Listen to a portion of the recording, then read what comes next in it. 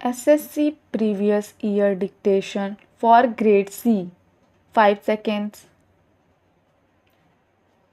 Start. Madam Deputy Speaker, I rise to present the budget. Our government was elected amidst huge expectations of the people. The expectations of the people in electing us was good governance. Their expectations include burning issues like inflation, price, price rise, and corruption in day-to-day transactions. There was also expectation for a major change in the way the country's natural resources were allocated, processed, and deployed. We shall continue to undertake many more measures to ensure that the fruits of growth reach the farmers, the workers, the poor, the scheduled castes, and scheduled tribes. We shall introduce various schemes for the welfare of women and other vulnerable sections of our society. Our focus will be on energizing our youth to reap the benefits of growth and employment. Madam Deputy Speaker, I am presenting this budget when the world economy is facing considerable uncertainty in the aftermath of major economic and political developments during the last year. As per current indications, economic policy is expected to be more expansive in certain large economies of the world. After poor performance in the last year, growth in a number of emerging economies is to expected to recover. These are certain positive signs and point to an optimistic outlook for the next year. However, there are three major challenges for emerging economies. Firstly, the current monetary policy to increase the policy rates may lead to lower capital inflows and higher outflows from the emerging economies. Secondly, the crude oil prices has some implication on these economies. It is, however, expected that increase, if any, in oil prices would get tempered by producers of gas and oil. This would have an impact on prices of crude and petroleum. Thirdly, in several parts of the world, there are signs of increasing threat from globalization of goods, services, and people. These developments have the potential to affect exports from a number of emerging markets, including India. Over the last 2 years, a number of global reports have shown that India has considerably improved its economic policies and practices. India has become the sixth largest manufacturing country in the world from the previous ninth position. Presently, we are seen as an engine of global economic growth. In the last 1 year, our country has witnessed historic economic reforms and policy making. In fact, India was one of the very few economies in the world undertaking such reforms.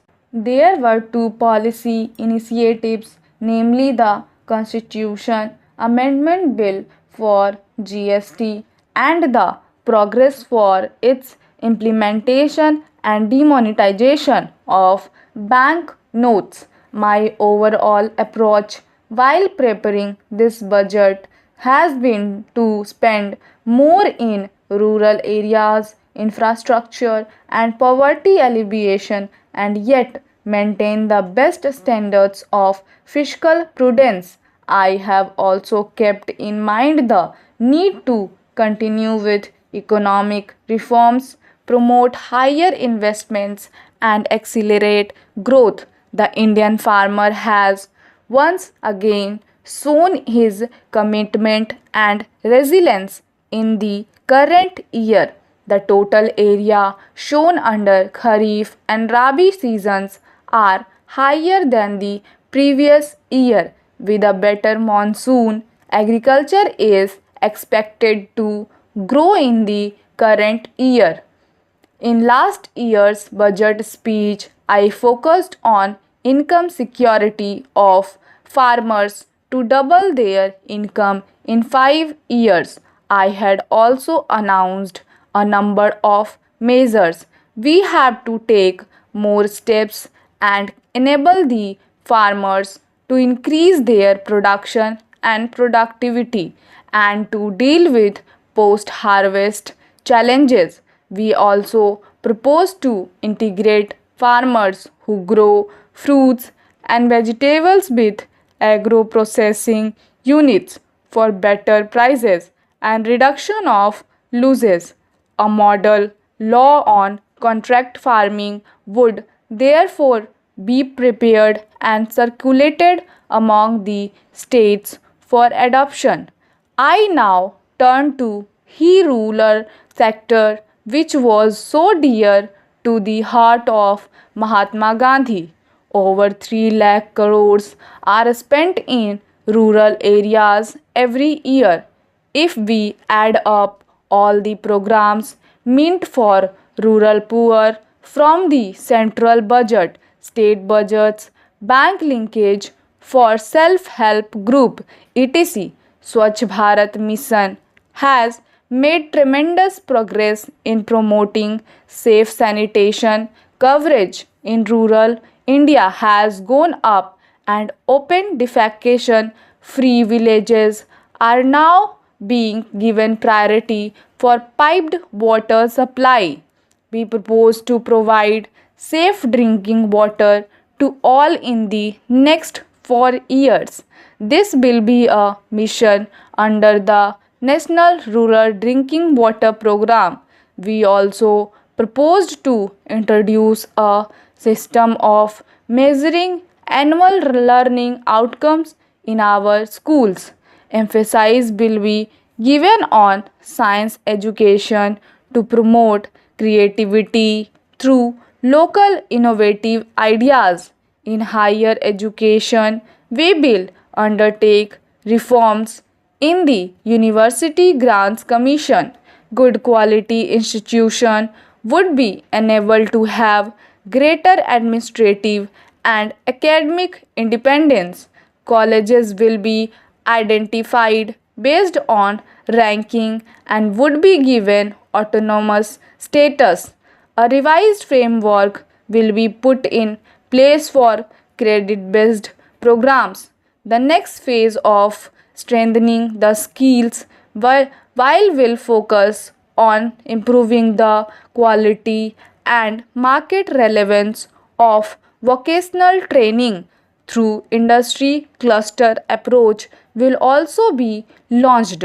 A special scheme for creating employment in the textile section has already been launched. A similar scheme will be implemented for the leather and footwear industries as well. Tourism is a big employment generator and has a major impact on the economy. We also propose to facilitate higher investment in affordable housing. Affordable housing will now be given infrastructure status, which will enable availability of specialist doctors to strengthen the primary and secondary levels of health care.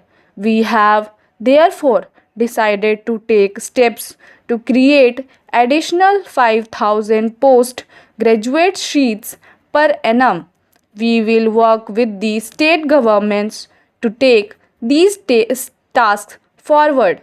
The government is committed to take necessary steps for structural transformation of medical education and practice in India. An effective infrastructure and land transport sector will make our economy more. Facilities will be drawn up and implemented very soon.